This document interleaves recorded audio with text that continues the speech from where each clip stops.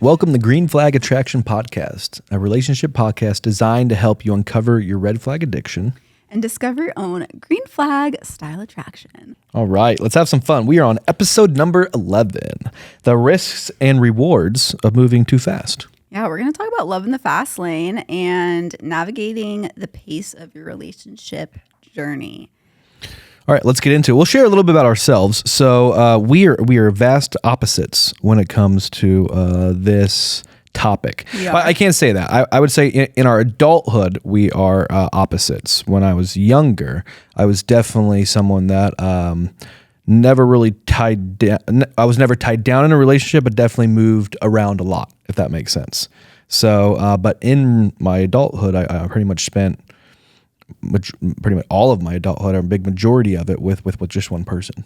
Well, so 10-year relationships. So you're not that old. That's right.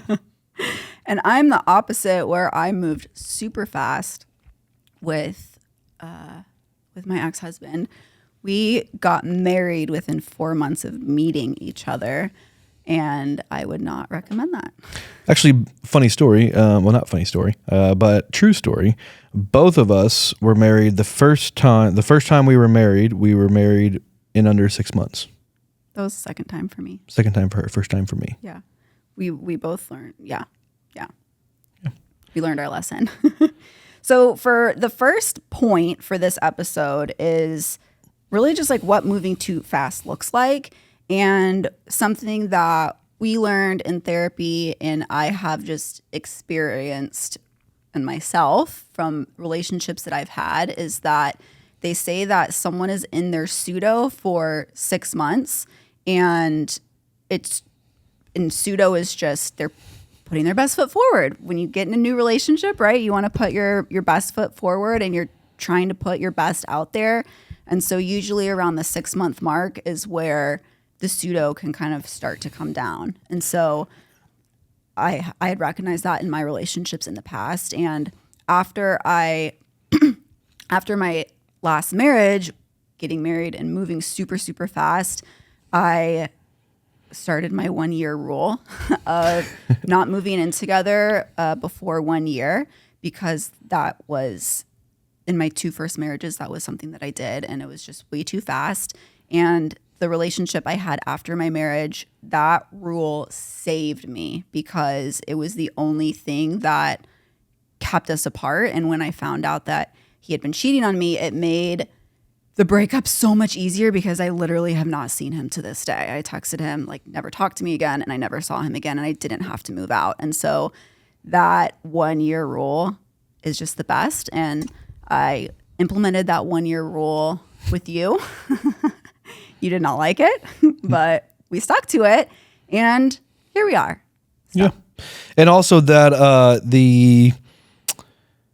the pseudo phase, right? The first 6 months that we talked about is also referred to as the honeymoon phase, right? Everyone, and I'm sure a lot of people, a lot of viewers out there can associate with the honeymoon phase. That's where anyone that's in a new relationship, or a lot of your friends, or when you get in, everything's amazing and this person's awesome. They check all the boxes, and you're ignoring all the red flags, or they haven't presented their red flags yet, because they are in their pseudo. They're putting that they're being the person that they feel you want them to be based off the feedback they've received, opposed to being their authentic self. If you're with someone who's a people pleaser, right? Right. Because they could be putting their most authentic foot forward, which you did, obviously. We're still here. So some people do, some people don't. But taking the time to actually see if that person is who they say they are, and just also giving yourself the space to also process and not be like love bombed. And I think that one of the reasons I put that rule in effect just for myself is because I know myself, and I can get attached very quickly. And then once you move in, it's kind of like you don't have as many choices as easily accessible to you. You always have the choice to leave, but the choice to leave and breaking a lease, having to find a new place to live, having to go through the breakup of seeing that person, going through the ups and downs and the emotional, all of that, right? If you could do the breakup without all of that, it just makes it so much easier. And it was inconvenient in that past relationship where I had that 1-year rule, because at that point in my life, I was extremely broke. And for us to move in together was financially very, very smart, because we lived like blocks apart from each other. I wasn't home a lot. And so it was like, for us to split rent would be so much more convenient.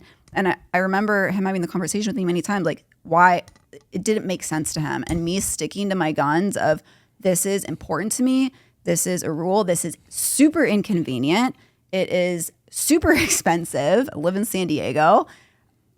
But I was so grateful that I trusted myself enough and stuck to my gut. And if you are someone and you know yourself that you can fall really easily into the trap of sticking to that person and not giving yourself the space to actually process, 1-year rule, golden. And I'm on and there's also, you have to be careful. In my experience, you have to be careful with the rules that you set for yourself as well, right? Because my first marriage happened within the first 6 months, got together, met this person. This was amazing, whatever, gravitated, got married, ended horribly, right? Or it was annulled. So we were never technically married, Alaska state law.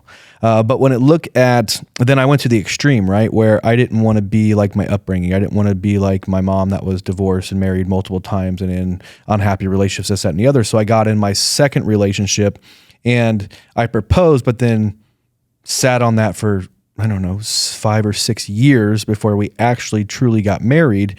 And then I stayed in that relationship because I was not going to, with the attitude, I wasn't going to be like my mom, regardless of what happened, regardless of how unhappy I was or what was going on or how toxic it was.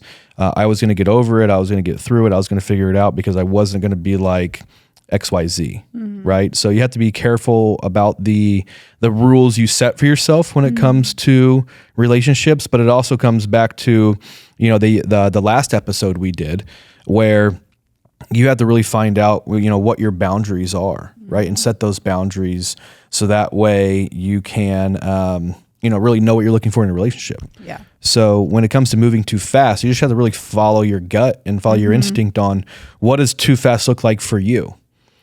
And when we go into the next topic is all about, society's standards. Yeah. And I think that's a good thing to talk about because I believe that society standards are kind of all over the place, right? You have some people that say you have to make sure that you found the right person, you have to settle in, you have to get to know them, then you get married and have kids. And you have other people that are like, oh, well, you can just go on a television show and battle for love with 12 other people and find love in 6 weeks and be happily married ever after. Yeah. Right. So there's a huge contrast on what does moving too fast look like. So I don't believe that there is a cut and dry rule on what it is. It's all determined on what makes sense for you. Yeah. You have a 1-year rule. Other people might move in a week. Like, that's insane. But there's stories out there of people meeting, getting married a few weeks later and being married for 30 years. There are stories like that, but that is the exception, not the rule. It's true. I love the movie. He's just not that into you, because when she figures that out, because you hear that, right? Like you just said, well, there are those people that meet with a week later and they're married for 30 years. Yes, that is true. But that is the exception. That is not the rule. And so when you start living life by exceptions, not the rule, that's when things start getting skewed. So we're not saying that, sure, maybe that happens for some people, but the reality is it doesn't happen for most people. And so if you want a healthy relationship, you have to live in the reality of like what reality actually is. Yeah. And a good example, we have a friend that, didn't date for a very long time and decided when she did date that she wants to find a man, get married, have a baby on a very, detailed timeline. Mm-hmm. And when in my experience from other people that I know that have done that, typically when you live life that way, you will ignore things that are brought up to you about who someone is or about relationships in order to stick to your timeline. Right? So it's just communicating your values and what you want and believing that you can have it all.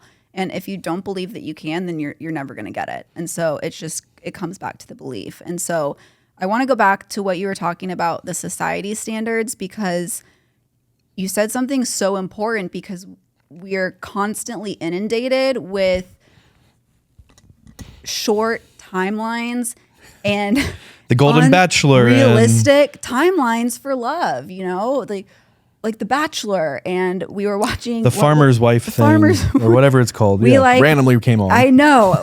We do not watch reality TV. We love, we do love Next Level Chef, Gordon Ramsay. We love, slays it, kills it. I like watching. We don't watch a lot of TV, but watching people with using their talents and following their dreams. I don't know. I love it. So the cooking show is also, it blows my mind as someone who's not a cook. And so after that came on this farmer dating show, and we were watching it because I just thought it was super fascinating. And, that is what we're taught, is like, we're supposed to accept that as normal. And as I'm watching, I'm like, wow, like that's not how I would want to go through that process. Obviously some people do, and it works for some people, right? But is that what you actually want? Is that realistic? And like, is it going to last? You look at a lot of those dating and reality shows, and a lot of the relationships don't last. And I believe it's because it's on such a short timeline.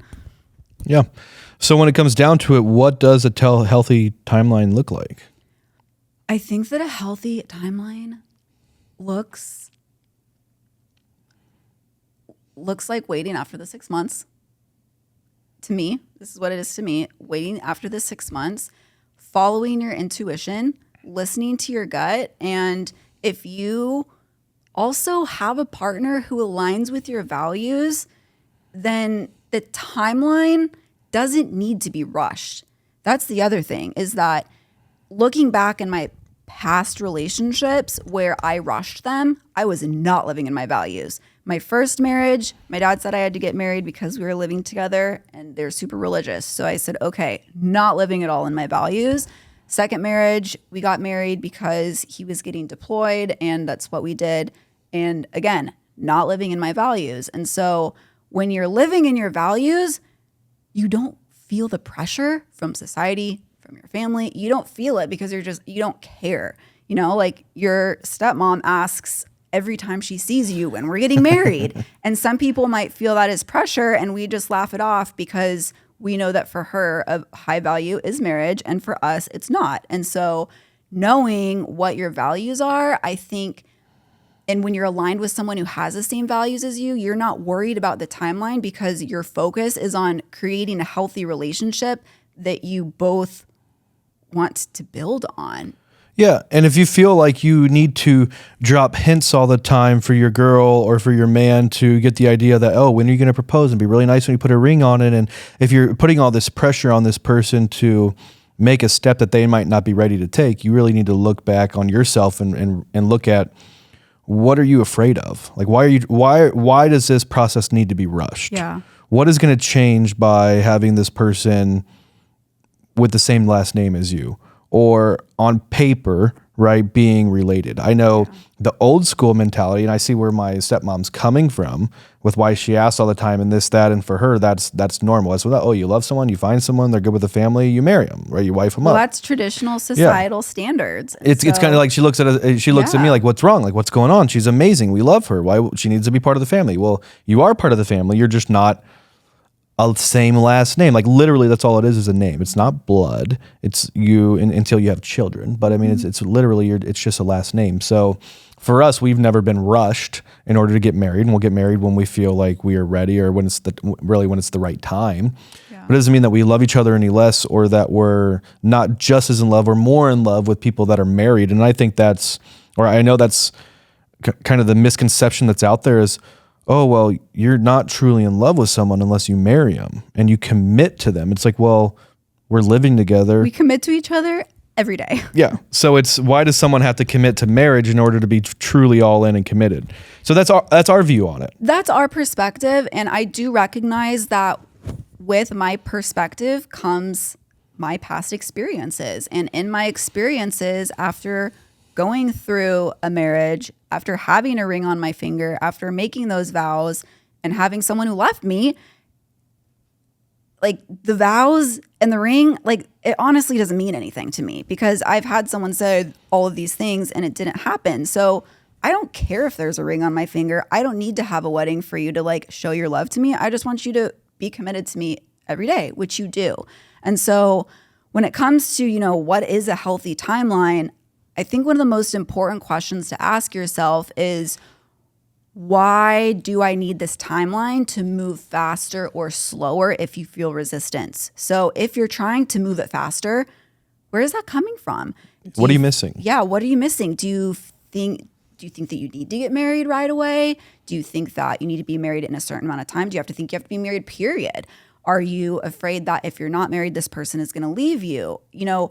Get curious with where those thoughts are coming from, because when you are in communication with your partner and you're moving in the right direction and you're having these conversations, there's not as much pressure of like, when are we going to do this? When are sticking to an exact timeline because we're on the same page.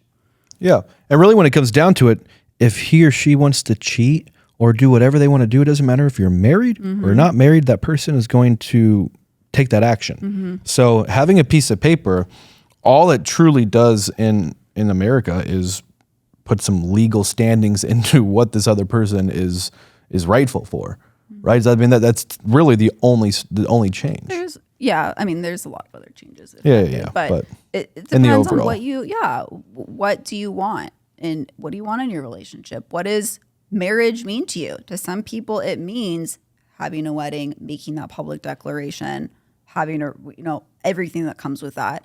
And then to some people, they never get married and they are happy, super, super happy. They don't need that. And so, what does it mean to you? And if you feel resistance, is it something inside of you, or is it maybe a belief that you were raised with that isn't settling with you? Get curious. Yeah. And really, and like you said earlier, is do the self-work and find out what a healthy timeline looks like for you. Because if you're worried about everyone else saying, oh, well, you're moving too fast or you're not moving fast enough and you should do this, look and see if there's any validity or truth to that, or if you're trying to live in someone else's values, right? Because if I was trying to live in someone else's values and make my stepmother happy, I would have proposed, and I'd be, pressuring you into, why aren't we getting married? It's been 3 years. What's going on now? Or, what's wrong with me? Why wouldn't you? If I asked you, why wouldn't you say yes? Or we start making it about us opposed to really looking at, okay, well, what's your view on marriage, right? What's your timeline look like? Like I said, we have certain things that we've put in place for ourselves, more like challenges that we need to hit in order to do before we reward ourselves in a way in marriage, right? Yeah. I love that. Yeah. So you just have to find what a healthy timeline looks like for you, outside of what society thinks, outside of what your parents and family and friends think, what's right for you, but also, is your partner on the same page, right? And if your partner is telling you that you're moving too fast or things are rushed, then you should probably sit down and have a conversation around and really do the inner thought onto, am I moving too fast? Why do I expect this person to do this? And have an open communication with your partner around that. Yeah. When it comes down to the risk and the reward of moving too fast, I see so little risk from moving slower. All of the risk comes from moving too fast, because if you move too fast, then you find yourself stuck. If you move slower, then you can get to the reward, right? Like the reward isn't going to go away if it's the right person for you, because if it's the right person for you, it's going to work. The reward is going to be there no matter what. If you're pushing it too fast, you might be forcing the reward because you think the reward is going to get you a feeling, or it's going to finally seal the deal. Like, oh, I'm moving really fast. Oh, I finally got the ring on my finger. Oh, he finally loves me. Oh, I finally feel worthy. What that looks like is, okay, well, what if I were to slow it down? This person's going to still be there for me, but maybe I'm going to find out more about them. Maybe we're going to make our relationship stronger. Maybe I'm going to learn about myself. Or maybe the person's not for you and you save yourself all the heartache of rushing too fast. And so that was one of my biggest lessons from my last marriage, where it was, if we had waited past the 6-month mark, I know that we wouldn't have made it or if 6 months, 1 year, we wouldn't have made it past that. And so the only reason that we were stuck in a really unhappy marriage was because we moved too fast. And so I took that learning experience for me and was like, okay, I can wait out the reward because the risk is too high for me to rush like I have in the past. And I was rushing in the past to make other people happy, to feel loved, to feel valued. I was looking for that validation of, okay, I'll be accepted. Oh, this person loves me. Oh, I'm not alone. And so if you are doing the self-work and you know that you're good on your own, then it kind of takes like the pressure to rush out of it because you know that it's a marathon, not a sprint.